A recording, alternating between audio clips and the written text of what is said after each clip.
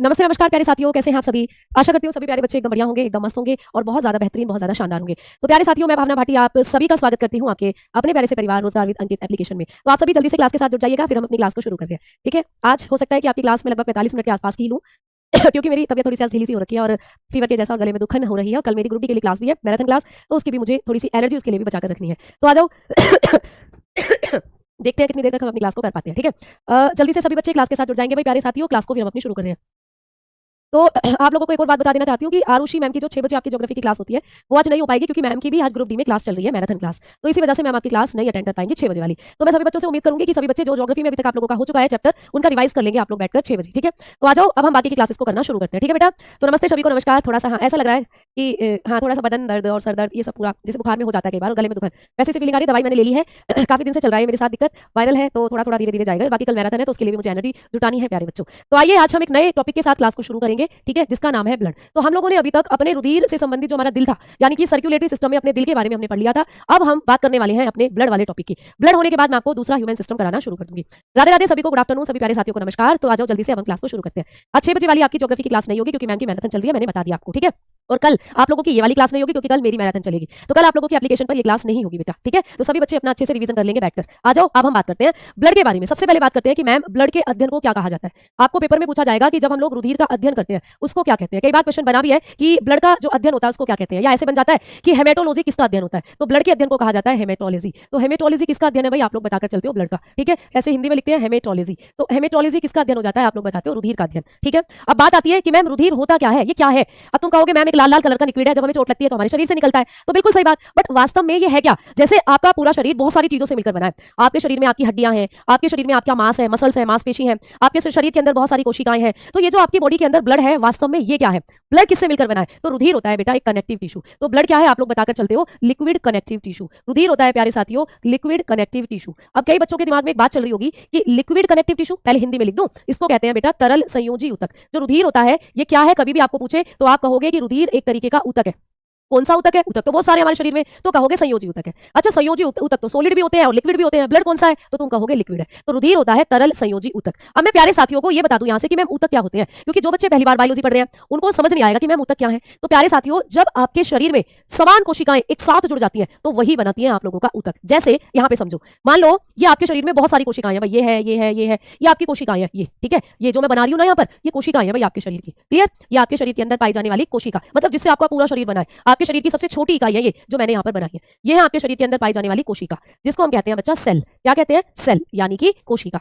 अब मैम इनमें से जो एक जैसी कोशिका, मतलब एक समान कोशिकाएं जब जुड़ जाती हैं वही बनाती है टिश्यू। अब जैसे अगर मैं कहूं यहां तुम्हें बहुत सारी कोशिका दिख रही है, कोई लाल है, कोई सफेद है, कोई पीली है, कोई नीली है। ठीक है, एक बच्चा कह रहा है कि मैम इंग्लिश में भी बताएं। बेटा एक भी सिंगल वर्ड आप मुझे यहाँ बता दो जो ओनली हिंदी में लिखा हो या ओनली इंग्लिश में लिखा हो। तो यहाँ पर सारी चीजों को हम लोग इंग्लिश और हिंदी बाइलिंगुअल ही कर चल रहे हैं। ठीक है, तो इस चीज के बारे में गौरव शायद बेटा आप देख नहीं पा रहे हो कि लिखा हुआ है ब्लड क्या है, blood is a liquid connective tissue. आपको लिखा हुआ है, जब भी हम ब्लड की स्टडी करते हैं तो उसको कहा जाता है हेमेटोलॉजी। ठीक है, अब यहाँ पर आप लोगों को ऐसे तो बोला नहीं जाएगा, children what is blood, blood is a connective tissue. Which connective tissue is blood, blood is a liquid connective tissue. When we study about blood what is called, the study of blood is called haematology. पर प्यारे बच्चों ऐसे तो बोला नहीं जाएगा है ना, तो आपको टर्म समझनी है। बाकी हो आप भारत देश से, आपको हिंदी बहुत बेहतरीन तरीके से समझ में आती है, सिर्फ हमें वो टर्म पढ़नी है जो पेपर में हमें बाइलिंगुअल तौर पर याद रखनी है। तो आप बिल्कुल अच्छे से समझते हो कि जब हम ब्लड के बारे में पढ़ते हैं, रुधिर के बारे में पढ़ते हैं, तो उसका जो स्टडी है, उसका जो अध्ययन है, उसको कहा जाता है हेमेटोलॉजी। क्लियर, फिर हमने बात करी कि रुधिर क्या है, व्हाट इज ब्लड। आपको पता है भाई, कोई आपसे पूछता है कि रुधिर क्या है तो ये नहीं है कि आपको समझ नहीं आएगा, बिल्कुल आप समझोगे, बट पेपर में जब लिखाएगा तो आप लोगों को लिक्विड कनेक्टिव टिश्यू लिखा मिलेगा। तो आप इसको बहुत अच्छे से समझ सकते हो है ना। तो चीजें यहाँ पर बिल्कुल बाइलिंगुअल ही चल रही है बेटा,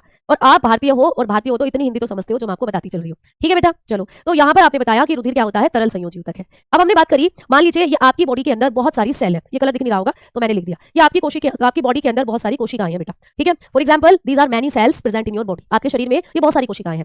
अब इनमें से हम समान सिमिलर सेल्स को चूज कर लेते हैं, समान कोशिकाओं को छांट लेते हैं। जैसे सफेद सफेद वाली आपको दिख रहा है, जितनी भी व्हाइट कलर की जो सेल है ये एक साथ जुड़ जाएंगी, ऐसे ऐसे एक साथ जुड़ जाएंगी। तो इन एक जैसी कोशिकाओं ने जुड़कर बनाए ऊतक, इन एक जैसी कोशिकाओं ने मिलकर बनाए प्यारे बच्चे टिश्यू। ठीक है, वैसे ही सेम एज आपको यहाँ पे दिख रहा है, जो ये आप लोगों की येलो कलर वाली सेल है ये भी एक साथ जुड़ जाएंगी, येलो येलो आप लोगों की एक साथ जुड़ जाएंगी, येलो येलो डर्टी बफेलो आप पढ़ते थे ना ऐसे छोटे थे जब, इस मतलब ऐसे बोलते थे। तो ये सिमिलर सेल है, सारी की सारी येलो है, ये एक साथ जुड़ जाएंगी तो ये भी फॉर्म कर लेंगी टिश्यू को। ठीक है, ये भी ऊतक का निर्माण कर लेंगी आपके शरीर में। सिमिलरली सेम तरीके से जो ब्लू कलर की सेल है ये भी एक साथ आकर जुड़ जाएंगी इस तरीके से, और जब एक साथ आकर कलेक्ट हो गई है तो दे फॉर्म टिश्यू, ये भी बना लेती है टिश्यू प्यारे बच्चे, ये भी ऊतक बना लेती हैं। इस तरीके से कहने का मतलब ये है, समझाने का मतलब ये है कि हमारे शरीर में जब कभी भी एक जैसी कोशिकाएं यानी समान कोशिकाएं एक साथ जुड़ती हैं तो वो ऊतक बनाती हैं बेटा, टिश्यू बनाती हैं प्यारे बच्चे। तो ऊतक क्या होता है? समान कोशिकाओं का समूह, यानी कि कभी भी आपको पूछे कि ऊतक किसको कहा जाता है तो आप बताएंगे समान कोशिकाओं का समूह। ठीक है, समान कोशिकाओं के समूह को, कोशिकाओं के समूह को क्या कहते हैं प्यारे बच्चे? ऊतक कहते हैं। तो आप लोगों को ये भी पूछा जा सकता है कि ऊतक क्या है।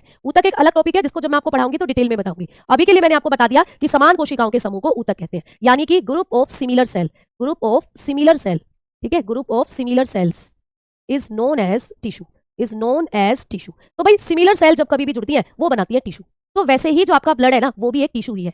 अब टिश्यू जो है प्यारे बच्चे, हमने बात करी कि हमारा जो ब्लड है वो भी एक ऊतक ही है। ऊतक समझ में आ गया? जब बहुत समान प्रकार की कोशिकाएं जुड़ रही हो, तो जब आप ब्लड को देखोगे आपके ब्लड में भी आपको बहुत सारी कोशिकाएं नजर आएंगी, आरबीसी, डब्ल्यूबीसी, प्लेटलेट, सारी ब्लड सेल है वो। ठीक है, सारी की सारी रुधिर कोशिकाएं कहलाती हैं वो। तो वो रुधिर को बनाने का काम कर रही है, एक जैसी है, सिमिलर है, तो वो हो जाती है आप लोगों की, वो बना रही है आप लोगों का ब्लड, आप लोगों का रुधिर। ठीक है बेटा, समझ में आई बात? अब हम आगे बात करते हैं। ठीक है, ठीक है। एक बच्चा कह रहा है कि मैम आपसे निवेदन है कि लाइन में नोट्स लिखवाएं प्लीज। बेटा लाइन ही चल रही है अभी तक, तो वो तो मैंने आपको समझाया है, वो तो मैंने आपको समझाया है प्यारे बच्चे, लाइन ही चल रही है। और मैंने कहा है अभी अभी कि जो टिश्यू होता है ये अलग टॉपिक है, जब मैं आपको टिश्यू वाला टॉपिक कराऊंगी तो इसको मैं डिटेल में वहां लिखवाऊंगी।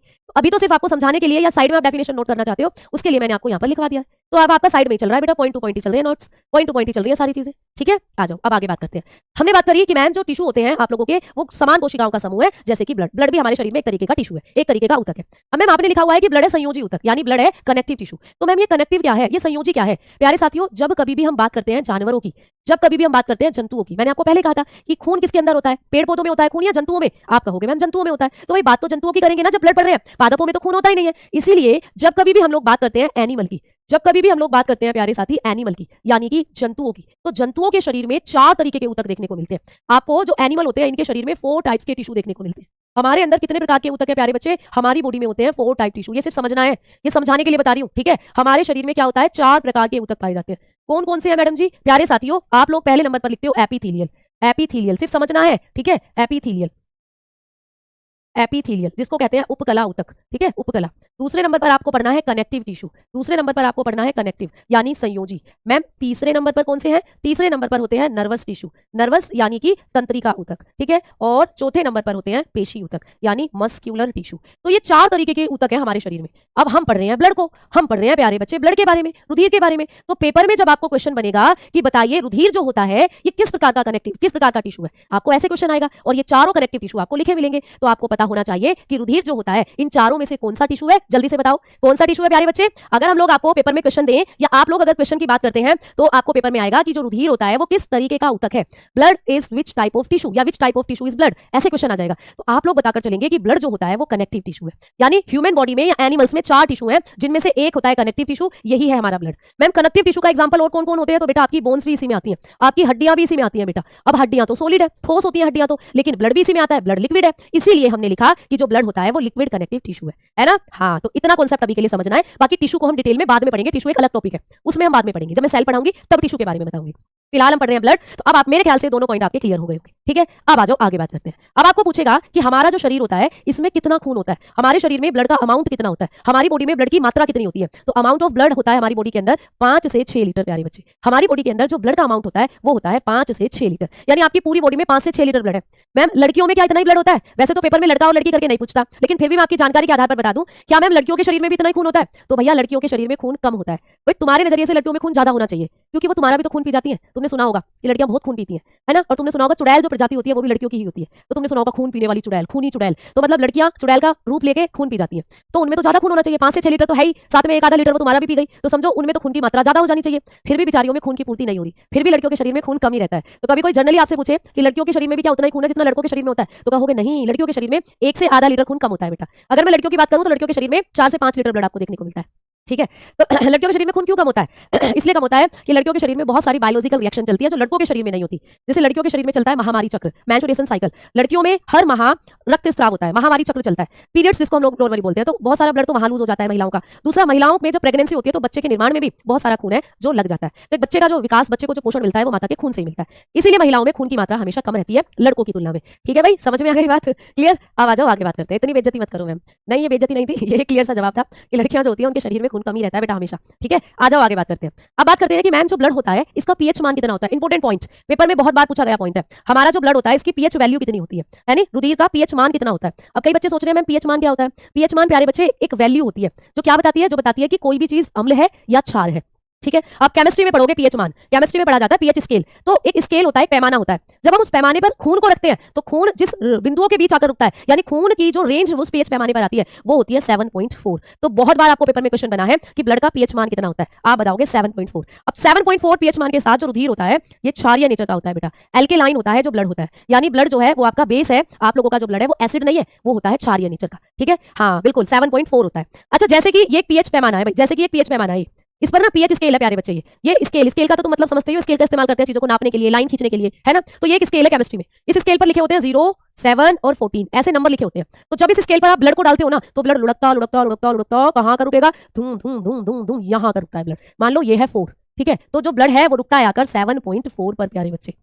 तो इसीलिए ब्लड का जो पीएच मान है वो कितना मान लिया जाता है, 7.4 मान लिया जाता है। ठीक है, तो ब्लड जो होता है वो एग्जैक्ट 7.4 पर आकर रुकता है, इसीलिए ब्लड का जो पीएच मान है पीएच स्केल पर वो 7.4।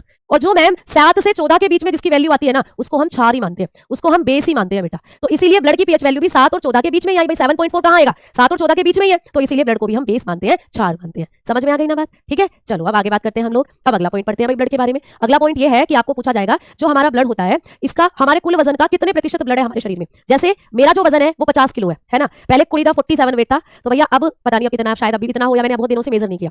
तो मैंने 50 एवरेज लिया कि मुझे 50 किलो वजन है। तो 50 किलो वजन में से कितना वजन मेरे ब्लड का है ये आपको मैं पढ़ाना चाह रही हूँ। तो हमारे कुल वजन का 7% हमारे ब्लड का वजन होता है बेटा। तो आपको ये भी पूछा जा सकता है कि हमारे कुल वजन का कितने प्रतिशत खून का वजन होता है। तो आप लोग बताकर चलते हो कि कुल वजन का प्रतिशत आपको पूछे, टोटल बॉडी वेट का जब आपको परसेंटेज पूछे, आपकी टोटल बॉडी वेट का, आपके टोटल बॉडी वेट का कितने प्रतिशत आपकी बॉडी में आपका खून होता है, तो बताकर चलते हो 7%। आपके कुल वजन का 7% आपका जो वजन है वो खून का वजन है। जैसे मुझे जब तोलोगे तो मेरे में 50 किलो वजन है, 50 में से जो 7% मेरा वजन आया है ना वो मेरे खून का ही वजन है। समझ में आई ना बात। हाँ, ये होती है प्यारी बच्चे सारी बातें। मैं बायोलॉजी क्लास रिकॉर्डेड नहीं मिलेगी बेटा, बिल्कुल मिलती है।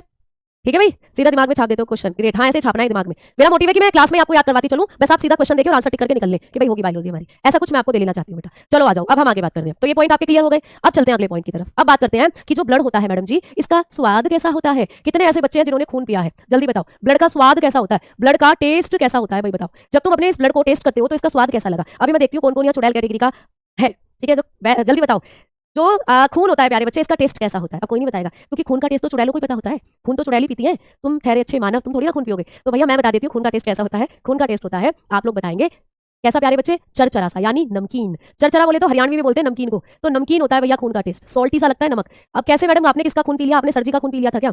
तो नहीं भैया, मैं तो वेजिटेरियन हूं, मैं खून नहीं पीती, लेकिन मुझे पता है खून का जो टेस्ट होता है वो सॉल्टी है। कैसे, कई बार मुझे चोट लग गई थी उंगली में, मैंने जब उंगली में चोट लगी तो उसको मुंह में डाल दिया था, उस वजह से मुझे खून का टेस्ट पता चल चुका है कि कैसा होता है। भाई खून का टेस्ट होता है नमकीन। क्यों होता है मैम खून का टेस्ट नमकीन, क्योंकि खून में होता है NaCl, खून में आप लोगों के नमक होता है प्यारे बच्चों। आपने सुना होगा क्या आपके टूथपेस्ट में नमक है, भैया टूथपेस्ट में नमक तो सुना होगा, क्या तुम्हारे खून में नमक है, तो कहना है बिल्कुल है। खाने में खाते हो ना, खाने में सब्जी में नमक, आपकी रोटियों में नमक, हम नमकीन खाते हैं उसमें नमक, कोई फल खाया उस पर छिड़क दिया नमक, तो नमक हम खाते हैं, कहाँ जाता है हमारे खून में तो जाता है। जो भी चीज तुम खाते हो ना तुम्हारे खून में मिलती है जाकर। तुम्हें भगवान कह रही हो, तुम्हें डॉक्टर ने दवाई दी, दवाई तुमने खाई, वो दवाई भी तो खून में मिलती है जाकर। तुमने रोटी खाई, उस रोटी के अंदर जो पोषक पदार्थ है वो भी तो खून में मिलते हैं जाकर। तो तुम नमक खाते हो ना, तो नमक होता है तुम्हारे खून में। मैम हम तो मिर्ची भी खाते हैं, मिर्ची क्यों नहीं जाती खून में। तो प्यारे बच्चे आपका जो खून है उसके अंदर एक प्रोटीन है, अभी पढ़ोगे एल्ब्यूमिन, वो खींचती है नमक को, वो खींच कर ले जाती है आपके ब्लड में नमक। मिर्ची को खींचने वाली कोई प्रोटीन ही नहीं है, इसलिए मिर्ची जो है सीधा पोटी में निकल जाती है। ठीक है, तो ऐसे करके आप लोगों को ये सारी चीजें पूछी जाती है पेपर में। अच्छा हरियाणवी जानती नहीं हूँ मैं, हरियाणा में मैंने थोड़ा सा पढ़ाया था प्यारे बच्चों, इसलिए मुझे हरियाणा के बच्चों की थोड़ी सी लैंग्वेज आनी शुरू हो गई है। चलिए आइए आगे बात करते हैं। अब हम बात करते हैं कि मैम जो ब्लड होता है ये इसके घटक क्या होते हैं। आइए बात करते हैं रुधिर के घटक।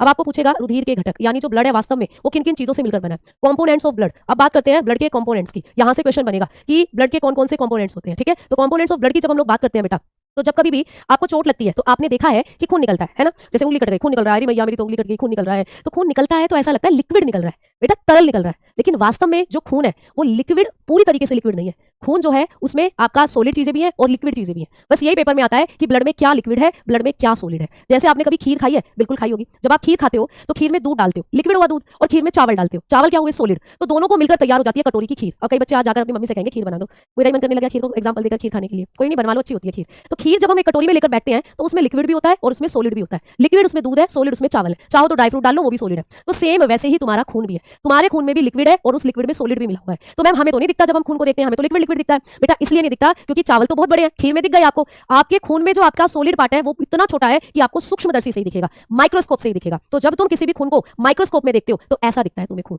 ऐसा दिखता है तुम्हें खून। खून की एक बूंद जब आप किसी भी सूक्ष्मदर्शी में देखोगे तो ऐसी आपको नजर आएगी। अच्छा मैम इसमें हमें बहुत सी चीजें दिख रही हैं। ये पीला पीला क्या है? ये है बेटा प्लाज्मा, जिसके बारे में आप पढ़ने वाले हो। ठीक है मैम, ये लाल लाल क्या है? ये है आप लोगों की एल्पेनलिबेटोफी। ऐसे नहीं लग रहा जैसे एल्पेनलिबेटोफी खाते थे? ये है आप लोगों की आरबीसी। भाई क्या है बेटा? आरबीसी। अभी पढ़ेंगे इनके बारे में। मैम ये जो दिख रही है हम लोगों को ये है आप लोगों की व्हाइट ब्लड सेल यानी डब्ल्यूबीसी। ठीक है, और प्यारे बच्चों ये जो आप लोगों को ये दिख रही है ये आपकी प्लेटलेट्स होती हैं। तो कुल मिलाकर रुधिर ऐसा दिखता है। इसमें मैम लिक्विड क्या है? तो ये प्लाज्मा लिक्विड है बेटा। और मैम सॉलिड क्या है? बाकी जो भी दिख रहा है वो सॉलिड है। ये आरबीसी, ये डब्ल्यूबीसी, ये प्लेटलेट सब सॉलिड है। मैम ये आरबीसी डब्ल्यूबीसी इतनी छोटी है कि हम इनको नॉर्मल आंखों से नहीं देख पाते, ये हमें माइक्रोस्कोप में दिखती है। तो जब खून को माइक्रोस्कोप में देखोगे ना ऐसा दिखेगा। तो चलिए आइए, अब आपको ये पेपर में पूछेगा कि ब्लड के अंदर कौन सी चीज लिक्विड होती है, कौन सी चीज सॉलिड होती है। ठीक है भाई प्यारे बच्चों, चलो अब आगे बात करते हैं, है ना।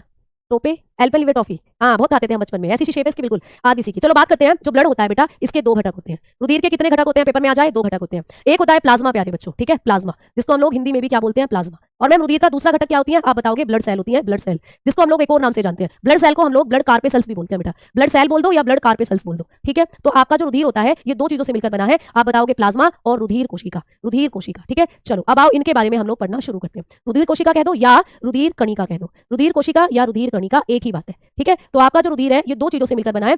रुधिर के दो घटक होते हैं, एक तरल और एक सॉलिड। मैम दो घटक में से आपने बताया एक प्लाज्मा है और एक होती है हमारी आरबीसी, सॉरी ये ब्लड सेल या फिर ब्लड कार्पेसल। तो मैम प्लाज्मा कैसा घटक होता है? तो ये है बेटा तरल। पेपर में क्वेश्चन आएगा कि रुधिर के अंदर वो कौन सा घटक है जो लिक्विड है? रुधिर में तरल घटक का नाम बताओ, विच component is liquid in blood? तो आप बताकर चलते हो प्लाज्मा। प्लाज्मा लिक्विड है, लिक्विड जैसे खीर बनाते हो उसमें दूध लिक्विड होता है, वैसे ही आपके खून में जो लिक्विड पार्ट है वो प्लाज्मा है।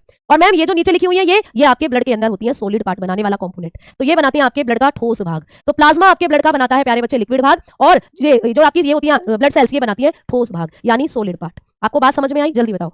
ठीक है, ठीक है भाई बताओ जल्दी से, बात समझ में आई आप लोगों को?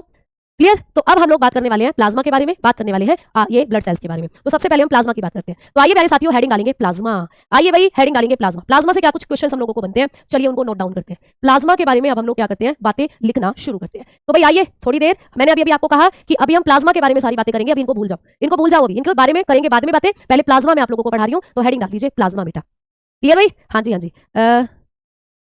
अगर आपने पहले नोट्स बना रखे हैं तो कोई दिक्कत नहीं है, उन्हीं नोट्स में जो आपको नई चीज लगती है ना उसको आप ऐड ऑन करते चलो, ठीक है। अच्छा मैं बोल रही हूँ रुधिर, तुम्हें सुनाई दे रहा है सुधीर? बहुत बढ़िया, ऐसे ही तो होता है, दिल में बजे गिटार। ठीक है चलो आओ आगे बात करते हैं। अब हमने बात करी प्लाज्मा के बारे में, तो सारे पॉइंट प्लाज्मा से लिखते चलना बेटा। बता चुकी हूँ कि रुधिर का तरल भाग बनाता है बेटा, चलो बिल्कुल सही बात है, तरल भाग बनाता है, आप लोगों ने लिख लिया। ये क्या करता है प्यारे बच्चे? फॉर्म्ड लिक्विड पार्ट, आप लोग लिखेंगे formed liquid part of blood, liquid part of blood, आपके ब्लड का लिक्विड पार्ट बनाता है। अच्छा मैम कितने परसेंट पार्ट ये बनाता है हमारे ब्लड का? अगर हम आपसे पूछे कि हमारी बॉडी में जो ब्लड है, हमारे ब्लड में कितना परसेंट है प्लाज्मा, मतलब कितना लिक्विड है? खीर भी तो कई तरीके से बनती है, अब खीर में कई तरीके से कैसे, कोई कोई तो ऐसे बनाता होगा खीर उसमें दूध तो कम रहता है, चावल ही चावल रहते हैं, लो खा लो खीर।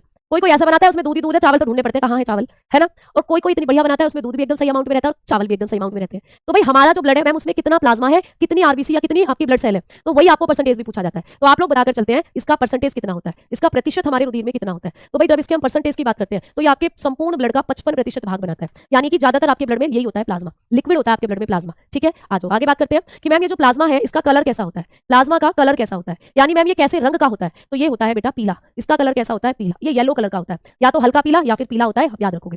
ठीक है दिख रहा है ना इस पिक्चर में, देखो इस डायग्राम में, इस पिक्चर में तुम्हें दिख रहा होगा, देखो ये पीला पीला सा, ये जो पीला पीला दिख रहा है ये प्लाज्मा है। ठीक है ये जो पीला पीला आपको दिख रहा है, अगर मैं प्लाज्मा को आपको दिखाऊं ना, अगर आपके ब्लड से प्लाज्मा को अलग कर दे तो कैसा दिखेगा? तो चलो मैं दिखाती हूँ तुम्हें कैसा दिखता है ब्लड प्लाज्मा। तो जो ब्लड प्लाज्मा होता है ये आप लोगों का येलो कलर का आपको एक लिक्विड है जो दिखाई देता है। ठीक, तो जैसे कि आप लोग इस टेस्ट ट्यूब में देखो, ये आपको दिख रहा है ना, ये नीचे तो तुम्हारी सॉलिड पार्ट बैठा हुआ है जिसमें आरबीसी आपकी, डब्ल्यूबीसी, और ऊपर जो तुम्हें दिख रहा है पीला पीला ये आपका प्लाज्मा है। तो प्लाज्मा जो होता है बेसिकली ये आपके ब्लड में कैसा पार्ट होता है आप लोग बताकर चलते हो, लिक्विड पार्ट होता है। और कैसा इसका कलर होता है आप बताकर चलते हो, येलो कलर होता है। ठीक है देखो इस फोटो को, इस पिक्चर में आप इजीली विजिबल कर पा रहे हो कि ये जो आप लोगों का ऊपर वाला एरिया होता है यही है आपका प्लाज्मा, और कितना एरिया कवर करता है आपके टोटल ब्लड का? ये 55% पार्ट घेरे हुए रहता है आपके ब्लड का। ठीक है अब बात करते हैं कि मैम ये जो प्लाज्मा होता है इस प्लाज्मा के बारे में और कौन कौन से मेन पॉइंट हैं जो हमें एग्जामिनेशन में आते हैं। तो चलिए अगले पॉइंट की बात करते हैं। बेटा ये जो प्लाज्मा होता है इसके भी कंपोजिशन की अगर हम लोग बात करते हैं, जैसे कि मैंने कहा कि रुधिर के दो घटक है, प्लाज्मा और ब्लड सेल। अब हम बात कर रहे हैं प्लाज्मा की, तो मैम प्लाज्मा भी किन किन चीजों से मिलकर बना ये बताओ। तो बेटा प्लाज्मा के अगर घटक की बात करते हैं हम लोग, अगर हम लोग बात करते हैं कंपोजिशन की प्लाज्मा की, तो जो प्लाज्मा है इसमें भी आपको बहुत सी चीजें हैं जो पेपर में पूछी जाती हैं। यानी अब हम बात कर रहे हैं प्लाज्मा के घटक। तो बच्चा प्लाज्मा भी आपको दो तरीके की चीजों से मिलकर बना हुआ दिखता है। प्लाज्मा में है प्यारे बच्चे, क्योंकि प्लाज्मा लिक्विड है तो प्लाज्मा में होता है वाटर यानी कि पानी। अब ये क्वेश्चन पेपर में बना हुआ है कि प्लाज्मा में कितना पानी होता है। भाई आप एक बात बताओ, जब आपके घर में आलू टमाटर की पतली वाली सब्जी मम्मी ने बनाई है, तो वो पतली किसके कारण है ये बताओ। भाई आलू टमाटर वाली लिक्विड सब्जी तुम्हारी मम्मी ने तुम्हारे घर में बनाई है, वो लिक्विड क्यों है? तुम कहोगे उसमें पानी डाला है मम्मी ने, तभी तो वो लिक्विड है। अगर वो पानी नहीं डालती मम्मी उसमें, तो वो सूखी सब्जी बन जाती है ना, फिर वो सॉलिड सब्जी बन जाती, सूखी सब्जी बनती। अब प्लाज्मा आपके ब्लड का लिक्विड पार्ट है, तरल भाग बनाता है, तो दैट्स मीन ये तरल किसकी वजह से है? इसमें भी घुला हुआ है पानी। मैम कहां से आया? तुम पीते हो ना पानी, पूरे दिन भर में हमें 5 से 6 लीटर पानी पीना चाहिए, है ना, लगभग ऐसा मानो कि 9-10 ग्लास वाटर आपको डेली पीना चाहिए। तो जो पानी तुम पीते हो वो तुम्हारे ब्लड में घुलता है जाकर, और ब्लड में कहां जाता है? प्लाज्मा में घुलता है जाकर। तो आपको पूछता है कि प्लाज्मा में पानी कितना होता है, तो बताओगे 90 से 92% ये जो प्लाज्मा है ये पानी ही है। 90 से 92% प्लाज्मा में पानी ही है। मैम दूसरी चीज क्या होती है प्लाज्मा के अंदर? दूसरी चीज होती है प्रोटीन। आपको पूछेगा कि प्लाज्मा में कितनी प्रोटीन होती है, तो प्लाज्मा में कुछ प्रोटीन भी घुली हुई होती है, तो बताना 7% प्लाज्मा में होती है प्रोटीन। तो सीधा क्वेश्चन आता है कि प्लाज्मा में पानी कितना है, तो बताना 90 से 92। प्लाज्मा में प्रोटीन कितनी है, बताना 7%। बाकी का 2 से 3% या लगभग 3% में अन्य पदार्थ इसके अंदर देखने को मिलती है। बाकी अन्य पदार्थ इसमें देखने को मिलते हैं, अदर सब्सटेंस आपको इसमें देखने को मिलते हैं, जैसे बहुत सी गैसें हो गई, है ना, दूसरे पदार्थ इसमें देखने को मिलते हैं प्लाज्मा में। क्लियर, समझ में आ गई बात? तो ऐसे भी यहाँ से आपको क्वेश्चन बनकर आएगा पेपर, ठीक है ना भाई? हाँ, दूसरे पदार्थ बने हुए होते हैं प्यारे बच्चे, 3 से 3% में, या 2 से 3 भी आ सकता है, तो वो आपको ऑप्शन पर डिपेंड करेगा, आप अच्छे से पहचान लोगे जब ऑप्शन आएगा। अब हम बात करने वाले हैं कि मैम प्लाज्मा में ये जो प्रोटीन है, पानी से तो कोई क्वेश्चन नहीं आना, पानी तो पानी है, पानी रे पानी तेरा रंग कैसा, इसमें मिला दो ये हो जाए वैसा, ठीक है, पानी से तो कुछ नहीं, H2O इसका फॉर्मूला होता है, आपको पता है। बात आएगी प्रोटीन की, मैम प्लाज्मा में कौन कौन सी प्रोटीन होती है, तो आइए हेडिंग डालिए मेरे साथ, प्लाज्मा प्रोटीन।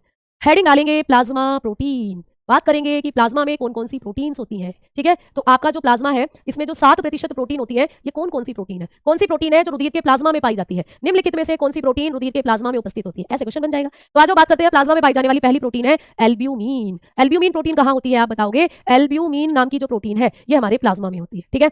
क्या करती है एल्ब्यूमिन? तो मैंने कहा था ना, क्या आपके खून में नमक है? तो आपने कहा था हाँ जी है, बिल्कुल है। तो आपके खून में जो नमक को खींचकर ले जाती है वही है ये एल्ब्यूमिन। तो मैंने कहा था आपके खून में एक ऐसी प्रोटीन है जो नमक को खींचती है, तो यही होती है एल्ब्यूमिन। तो एल्ब्यूमिन क्या करती है? ये रुधिर का लवण दाब बनाती है, रुधिर लवण दाब बनाती है। आपको पेपर में आएगा कि जो रुधिर लवण दाब है बनाने का काम जो करती है वो कौन सी प्रोटीन करती है, आप बताओगे एल्ब्यूमिन। तो ये रुधिर लवण दाब बनाती है प्यारे बच्चे। ये क्या करती है आप लोग बताओगे? Balance osmotic pressure of blood, balance osmotic pressure of blood. आपके ब्लड का जो ऑस्मेटिक प्रेशर है उसको बैलेंस करती है, उसको बनाती है। मैम ऑस्मेटिक प्रेशर क्या होता है? मतलब वही कि आपके खून में कितना नमक रहेगा और कितना नहीं रहेगा, ठीक है। तो नमक का संतुलन बनाती है आपके खून में, नमक का संतुलन बनाती है प्यारे बच्चे, ठीक है। हाँ जी, बहुत बहुत शुक्रिया प्यारे बच्चे, बहुत बहुत धन्यवाद।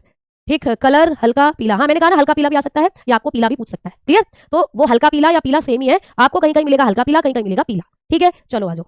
इंग्लिश में लिखना जरूरी नहीं बेटा, जो आपका लैंग्वेज है वो आप उसमें लिखे। आप इंग्लिश में अटेम्प्ट करने वाले हो पेपर तो इंग्लिश में लिखो, आपको जो लैंग्वेज समझ में आती है आप उसमें लिखो, ठीक है। कोई कंपल्सन नहीं है कि भाई हिंदी में लिखो इंग्लिश में लिखो, जो आपको समझ में आए, जैसा समझ में आए वैसा लिखो। आज आगे बात करते हैं दूसरा, आपके ब्लड के प्लाज्मा में पाई जाती है ग्लोब्यूलिन। दूसरी प्रोटीन है बेटा ग्लोब्यूलिन, ठीक है। तो दूसरी प्रोटीन हो जाती है ग्लोब्यूलिन। तो ग्लोब्यूलिन के बारे में भी क्वेश्चन आएगा कि ग्लोब्यूलिन प्रोटीन कहां पाई जाती है, तो आप लोग बताते हो आपके ब्लड के प्लाज्मा में होती है। अच्छा मैम ये क्या काम करती है? एक एग्जांपल से कोरिलेट करती हूँ जो आपको याद रहे, ठीक है। देखो कभी कभी क्या होता है, कोई कमजोर सा बच्चा है, उसको हम डॉक्टर के पास लेके गए, डॉक्टर ने कहा अरे ये तो बड़ा कमजोर लग रहा है देखने में, चलो उसका खून टेस्ट करते हैं कि इसमें खून कितना है। अब डॉक्टर ने उसका खून टेस्ट करा, खून होना चाहिए 5 से 6 लीटर, या हीमोग्लोबिन होना चाहिए, अगर मैंने बात करी किसी भी लड़के की तो उसके अंदर होना चाहिए मिनिमम 14% तो होना चाहिए हीमोग्लोबिन। तो मैम उस बच्चे का जब डॉक्टर ने ब्लड टेस्ट करा तो उस बच्चे के अंदर जो ब्लड का अमाउंट आया वो बहुत कम आया, उस बच्चे में हीमोग्लोबिन है 6। डॉक्टर कह रहा अरे हीमोग्लोबिन 6 है, होना चाहिए 14, बड़ी गड़बड़ वाली बात है। तो मतलब डॉक्टर कह रहा है कि बच्चे में खून की कमी है। अब बच्चे में खून की कमी है तो बच्चा तो बीमार हो गई, उसे जल्दी जल्दी बीमारियां लगेंगी, इधर उधर उधर कोई भी इंफेक्शन आएगा उसे सबसे जल्दी लगेगा। तो जिसमें खून की कमी होती है वो व्यक्ति जल्दी जल्दी बीमार क्यों होता है? इसलिए बीमार होता है क्योंकि हमारा जो खून है ना वो हमें रोगों से लड़ने की शक्ति देता है।